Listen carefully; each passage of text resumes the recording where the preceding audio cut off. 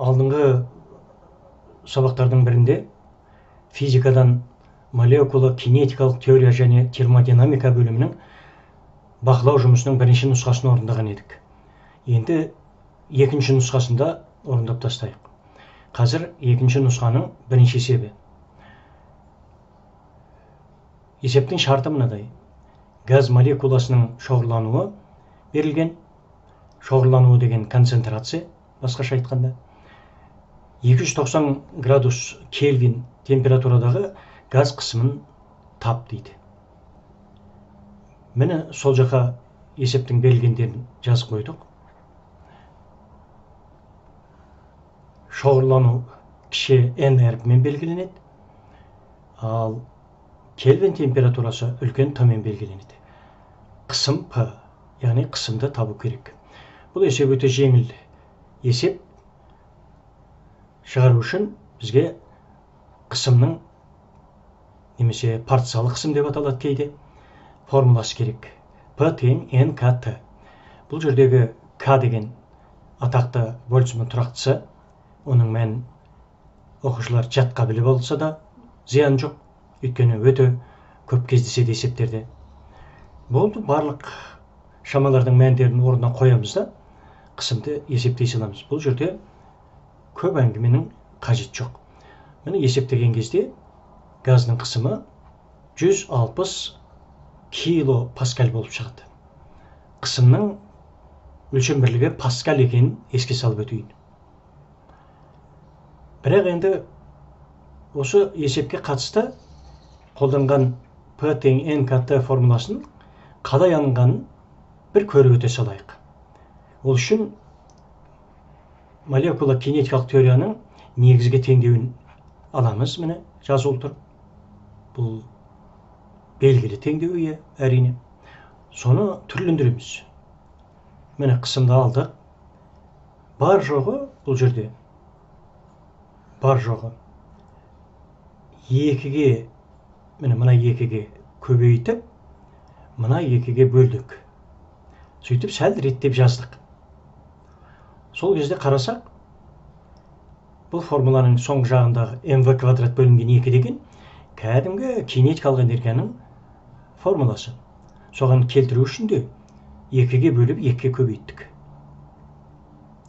Ал бұл қандай кинетикалық энергия дегенде, идеал газдың бір молекуласының орташа кинетикалық энергиясы бұл. Сондықтан соңғы кинетикалық энергияны өзінің атауымен ауыстырамыз. Сонда қысымның формуласы мынандай болып шығады. 3-2 N E орташа. Тағы да айтамын, N деген газдың шоғырлануы немесе концентрациясы. E сызықша деген газдың бір молекуласының орташа кинетикалық энергиясы ол. Міне мынау белгілі формуламен анықталады. Бұл формуланы білмеу ұят болады енді. 2-ден 3 КТ. К тағы айтамын Больцман тұрақтысы. Енді соныменен орташа кинетикалық энергия бір жағынан молекуланың орташа квадраттық жылдамдығы арқылы жазылады екен. Мына жерде. Екінші жағынан орташа кинетикалық энергия температура арқылы анықталады екен. Олай болса, орташа кинетикалық энергияны температура арқылы жазылған формуласымен ауыстыратын болса, міне ең соңғы формула. Қарасақ, орташа кинетикалық энергия температура арқылы анықталып тұр. Сонымен 3-пен 3, 2-мен 2 қысқарып кетеді. Қысым НКТ-ға тең болып шыға келеді. Бұл өте ықшам, өте пайдалы формула. Бұл формула нені білдіреді? Бұл газ қысымының температураға тура пропорционал өзгеретінін білдіреді. Температура өссе, қысым да өседі. Температура төмендесе, қысым да төмендейді. Бірақ өйткені N шоғырлану мен К екеуі тұрақты. Қысым тек қана температураға тәуелді өзгереді. Бірақ деп тұрған себебім, дәл осы жағдайда мына шартты ескеру керек. Егер ол жағдайда газдың көлемі тұрақты болса, газдың көлемі константа, яғни тұрақты болса, осындай пропорционалдық болады. Мұны бір атап өтіп қою керек шығар. Болды, міне осындай толықтыруменен бірінші есепті аяқтайық. Енді екінші есепке өтеміз. Екінші есептің шарты: газдың көлемі берілген, қысымы берілген, температурасы берілген. Газ бір баллонның ішінде екен. Сол газдың қандай газ екенін анықтау керек. Газдың жалпы массасы да берілген. Міне сол жақ бағанға берілгендерді жазып қойдық. Міне газдың қандай газ екенін табу керек деген сөз, ол немене ол? Ол деген сөз газдың малярлық массасын табу деген сөз. Малярлық массаны табатын болсақ, үлкен М. Сол малярлық массасына қарап, газдың атын білуге болады. Міне есептің шарты осындай. Ал енді бастайық. Бұл есепте өте жеңіл есеп әрине. Молекула кинетикалық теорияның негіздерін ескеріп, қайталап бекітуге арналған есеп. Негізге Менделеев-Клапейрон теңдеуін, немесе идеал газ күйінің негізгі теңдеуін аламыз. Ол міне тұр. ПВ, яғни қысым мен көлемнің көбейтіндісі, М бөлінген үлкен М, РТ. Кіші М ол газдың жалпы массасы, ал үлкен М малярлық массасы. Біздің табу керек шамамыз осы үлкен М малярлық масса.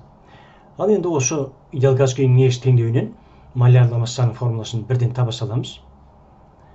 Қараймыз, малярлық массаны есептеуге шамалардың мәндері дайын ба? Жалпы масса белгілі, R универсал тұрақтысы, универсал газ тұрақтысы деп аталады. Ол мені қасында жазып қойдық мән. Т температура белгілі, қысым белгілі, көлем белгілі. Бір нәрсені ескертіп өткім келді. Универсал газ тұрақтысы ол КН аға тең, яғни Больцман тұрақтысының Авогадро тұрақтысына көбейтіндісіне тең. Универсал газ тұрақтысы деп аталады. Бұл тұрақтыларды физика оқимын деген оқушы біртіндеп жаттап алып қалады. Өйткені өте есептерде көп кездеседі. Сонымен малярлық массаны есептей саламыз. Барлық мәліметтерді орнына қоямыз міне. Оны айтып жатудың қажет жоқ. Тек қана бір еске алып өтетін нәрсе, малярлық массаның өлшем бірлігі килограмм бөлінген моль. Бұл теориялық сұрақ ретінде ОБТ тесттерінде қойылуы мүмкін. Сондықтан өлшем бірлікке мән беріп жүру керек физикада. Физикада ешқандай санды өлшем бірліксіз жазуға болмайды негізі. Ол енді физика болмайды, математика болып кетеді. Физикада әрбір санның физикалық мағынасы бар, оны біз өлшем бірлігінен көреміз. Міндетті түрде өлшем бірлікпен жазу керек сандарды, және өлшем бірліктерді білу керек. Олай болса, есептеуді аяқтаған кезде жоқ шамада 32 болып шығады. Мұны енді білеміз. 32 деген ол оттегі газының малярлық массасы. Яғни үлкен М 32 грамм бөлінген мольге тең. Алдын мольдік массамыз килограмм моль еді. Біз оны біртіндеп грамм мольға айналдырдық. Сонымен есептің жауабы берілген газ ол оттегі газы, оның малярлық массасы 32 грамм моль. Ал енді килограмм мольға айналдыру керек болса ше. Оны да көрсетіп өте салайық. Сол грамм мольді аламыз да, оның минус 3 дәрежесіне көбейте салсақ, ол килограмм мольға айналып кетеді. Сол ақ. Оны да әрине білу керек. Болды, бұл есепті де аяқтадық. Енді келесі үшінші есепке өте береміз. Молекула кинетикалық теория және термодинамика бақылау жұмысының екінші нұсқасы орындалып жатыр қазір. Алғашқы екі есебін шығардық, қазір үшінші есебі. Есептің шарты: изобаралық процесс кезінде 8 мегапаскаль қысыммен тұрған газдың көлемі 0,5 метр кубқа ұлғайды. Осы кезде газға 6 мегаджоуль жылу мөлшері берілді. Газдың ішкі энергиясы өзгерді ме? Өзгерсе қаншаға өзгерді? Газ қызды ма, әлде суыды ма? Міне бірнеше сұрақ қатарынан берілген. Бірден берілгенден сол бағанға жазып қойдық міне. Барлығы анық. Өлшем бірліктерінің кейбіреуін халықаралық өлшем бірліктер жүйесіне, яғни Си жүйесіне өткізу керек. Бірінші міне қысымды өткіздік міне. Мегапаскальды паскальға айналдыру үшін оның 6 дәрежесіне көбейтсек жеткілікті. Мега деген ол миллион, оның 6 дәрежесі. Жылу мөлшерінде мегаджоульден джоульға айналдырғанда 6 көбейтілген оның 6 дәрежесі джоуль болады. Ішкі энергияның өзгерісі дельта У'ды табу керек, және дельта Т температураның өзгерісін табуымыз керек. Есеп термодинамиканың бірінші заңына негізделіп шығарылады. Жазып қойдық міне, изобаралық процесс үшін термодинамиканың бірінші заңы міне былай жазылады. Тағы бір атап өтетіні, изобаралық процесс дегеніміз ол қысым тұрақты болатын процесс. Тұрақты қысымда өтетін жылулық процесті изобаралық процесс деп атайды. Яғни біз бұны ұмытпауымыз керек, және ескеруіміз керек қажет болғанда қысымның тұрақты екендігін айтып отырмын. Ал енді қараймыз. Термодинамиканың бірінші заңының мағынасы өте оңай. Ол жылулық процестерге қолданылған энергияның сақталу заңы, былайша айтқанда. Газға берілген жылу мөлшері Q, ол газдың ішкі энергиясын өзгертуге кетеді, және газдың ұлғайғанда істейтін жұмысына жұмсалады. Міне осы мағынасы. Ал газ ұлғайғанда істелетін термодинамикалық жұмыс А, ол П дельта В-ға тең. Қысымда көлемнің өзгерісі де белгілі. Сол себептен бірден есептей саламыз. Газ ұлғайғанда атқаратын термодинамикалық жұмысы міне 4 көбейту оның 6 дәрежесі джоульға тең болады. Газ ұлғайғанда жұмысты өзі істейді. Ондай жұмысты оң таңбамен алады. Міне атап көрсетіп қойдық міне. Ал газды сығу үшін сыртқы күштер жұмыс істейтін болса, ондай жұмыс теріс болады. Оны былай белгілеп қойдық міне. H' деп. Мұны білу керек. Және сыртқы күштердің жұмысымен газдың өзі істейтін жұмыс шама жағынан, яғни модуль жағынан тең болады. Бірақ бағыты жағынан, бағыты дегеніміз ұлғаюы немесе сығылуы газдың бағыты жағынан қарама-қарсы болады деп айта салайын. Сонымен енді газдың ішкі энергиясының өзгерісін табуымыз керек. Газ жылу берілген кезде ішкі энергиясы да өзгереді әрине. Міне ол термодинамиканың бірінші заңынан оңай ғана табылады. Q-дан A-ны алып тастаймыз. Қарапайым ғана. Термодинамикалық жұмыс A-ны қазір ғана есептеп таптық. Жылу мөлшері белгілі. Болды, айырманы таба саламыз. Сонда газдың ішкі энергиясының өзгерісі 2 мегаджоуль болады. Бізді тағы бір қызықтыратын мәселе ішкі энергияның өзгерісінің таңбасы. Ішкі энергияның өзгерісі оң болып шықты міне. Ол нені білдіреді? Ол ішкі энергияның артатынын білдіреді. Ал егер ішкі энергияның өзгерісі теріс болып шығатын болса, онда ішкі энергия артпайды, кемейді. Міне, ішкі энергияның өзгерісінің таңбасының өзі физикалық мағынаға ие. Оны қажет уақытта біз ескеріп алып пайдалануымыз керек. Келесі сұрақ. Газ қызады ма, жоқ суыйды ма? Оны басқаша айтсақ, газдың температурасы осы кезде артады ма, жоқ температурасы төмендейді ма? Ол үшін біз ішкі энергияның өзгерісінің формуласын жазайық. Ішкі энергияның өзгерісінің формуласы мына төте жазылады. Мына төте жазылады. РТ. дельта Т. Қарасақ, газдың ішкі энергиясының өзгерісі оның температурасының өзгерісіне тура пропорционал екен. Осыдан мынандай қорытынды жасаймыз. Ішкі энергия 10 болса, яғни температураның өзгерісі де 10 болады да. Ішкі энергия артса, онда температураның өзгерісі де артады да, дельтаты да артады. Оң таңбалы. Ал температура артады деген, ол газ қызады дегенді білдіреді. Міне сұрағымызға жауапты таптық. Олай болса, есептің жауабын жазайық. Міне газдың белгілі бір жылу мөлшері белгіленген кездегі ішкі энергиясының өзгерісі 2 мегаджоуль болды, және ол кезде газ қызады екен. Міне үшінші есепте соңына жетті. Физиканың молекула кинетикалық теориясы және термодинамика бөлімінің бақылау жұмысының екінші нұсқасын қарастырып жатырмыз. Ең соңғы 4-ші есеппен қалды. Бұл есептің шарты мынадай. Зеңбіректен снаряд ату кезінде 20 килограмм оқ-дәрі жанды.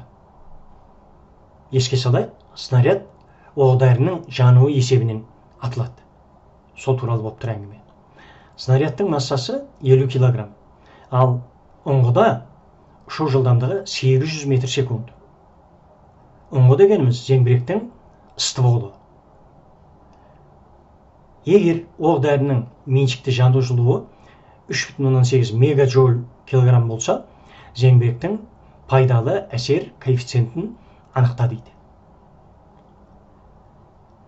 Зеңбіректі энергияны түрлендіретін, жұмыс істейтін бір машина ретінде қарастыруымыз керек болады. Өйткені пайдалы әсер коэффициент туралы әңгіме болды ма, ол жерде жұмыс атқарылады деген сөз. Олай болса, зеңбірекке сәл басқаша көзқараспен қарау керек болады. Алдын айтқан сияқты. Міне сол жақ бағанда белгілендер жазып қойдық. Барлығы көрініп тұр. Эта дегеніміз ол пайдалы әсер коэффициенті.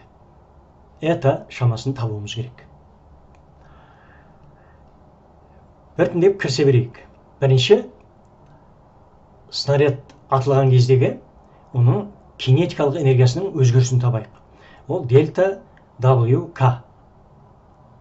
Бастапқы кинетикалық энергиясы 0 еді, снаряд қозғалмай тұрған еді. Одан үдемелі қозғалып барып, ұңғыдан шығар кезде оның кинетикалық энергиясы максимал болады.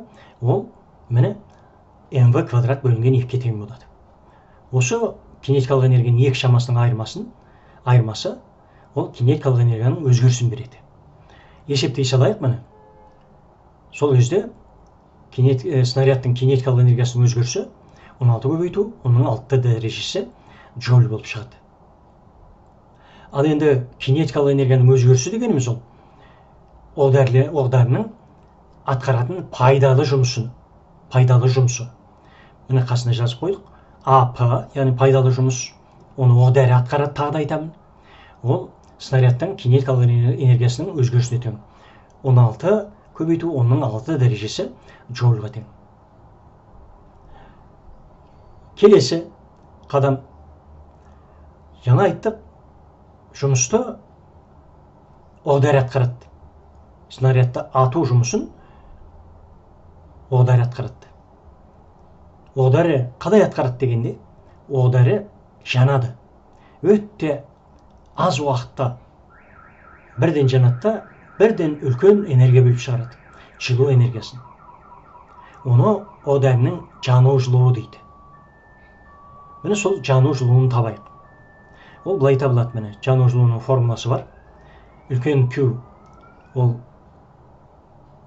белгілі бір мөлшердегі отын жанған кездегі бөлінетін жалпы жылу мөлшері. Кіші Q дегеніміз ол оқ-дәрінің меншікті жану жылуы. Мағынасы 1 килограмм оқ-дәрі жанғанда бөлініп шығатын жылу мөлшері оның меншікті жану жылуы деп аталады. Міне оқ дәрінің меншікті жану жылуы берілді. Ал кішкентай м ол берілген оқ дәрінің жалпы массасы. Оны біз 20 килограмм деп алдық. Болды, шамалардың сан мәндерін орнына қойып есептесек, 20 килограмм оқ дәрі жанған кезде бөлінетін жану жылуы ол 76 көбейту 6 дәрежесі джоульға тең екен.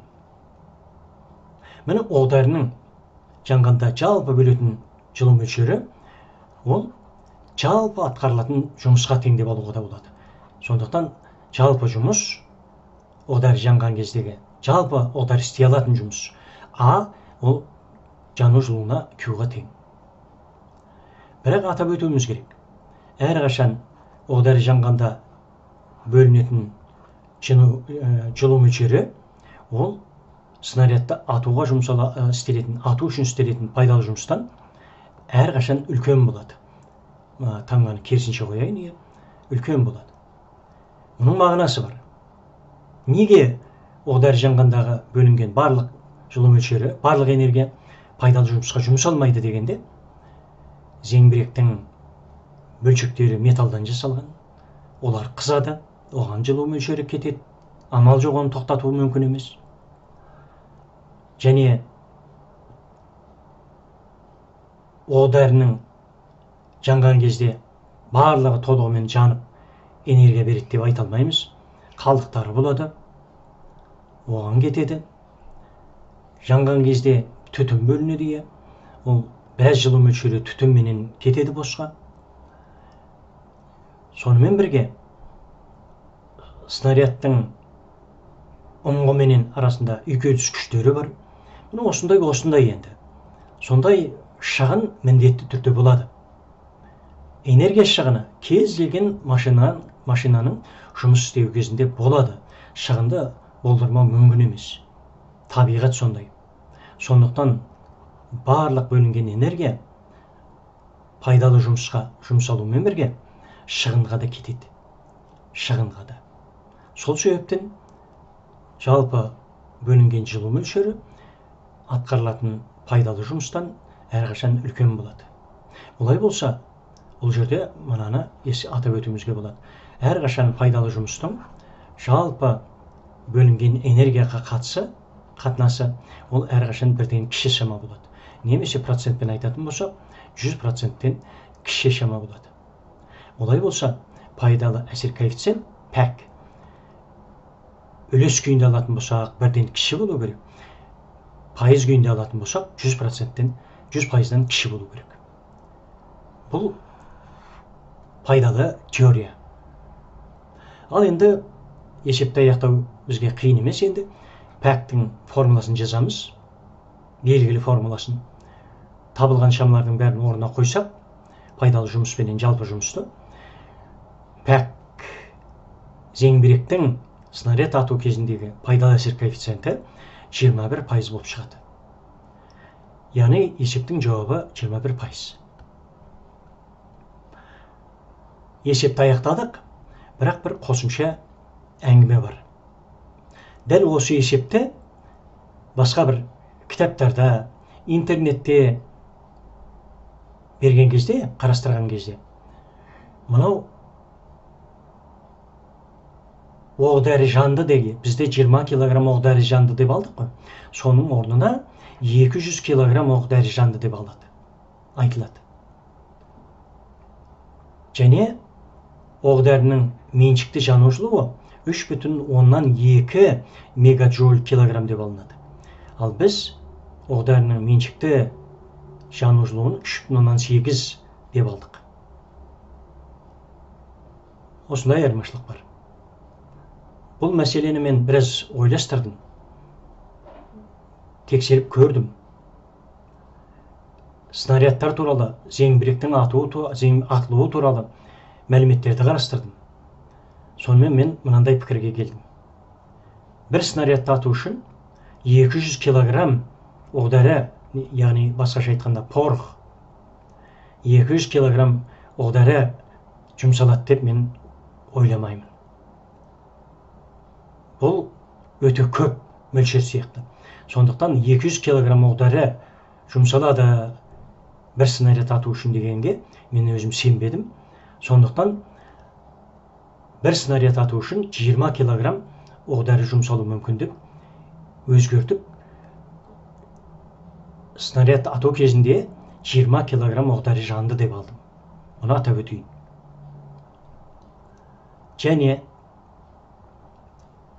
оқ-дәрінің меншікті жанушылуын түрлі кестелерден қарап көрдім. Барлығында оқ-дәрінің меншікті жанушылуы 3,8 деп алынған. Ал мына есепте 3,2 деген мәнін қайдан алды, оның мен енді таба алмадым. Сондықтан оқ-дәрінің меншікті жанушылуында кестелердегідей 3,8 мегаджоуль бөлінген килограмм деп алуға тура келді. Мұны ескертіп өтейін. Ал енді бір снаряд ату үшін 200 килограмм оқ-дәрі жұмсалды деп алсақ, оқ-дәрінің меншікті жанушылуын 3,2 мегаджоуль килограмм деп алсақ, онда зеңбіректің пайдалы әсер коэффициенті 2,5 пайыз ғана болып шығады. 2,5 пайыз ғана болып шығады. Мен ойладым, өтте мұндай пайдалы әсер коэффициенті төмен зеңбіректер қазір жоқ шығар. Мұндай болуы мүмкін емес шығар деген ойға тоқтадым. Өте төмен. Онда ондай зеңбіректің кімге керегі бар? Соған қарағанда мына мәліметтер қате болу керек деп ойладым. Мұны ескертіп өтейін. Түсініспеушіліктер болмау үшін. Ал осындай түзетулерден кейін зеңбіректің пайдалы әсер коэффициенті 21 пайыз болып шықты. Меніңше бұл шындыққа сәйкес келеді.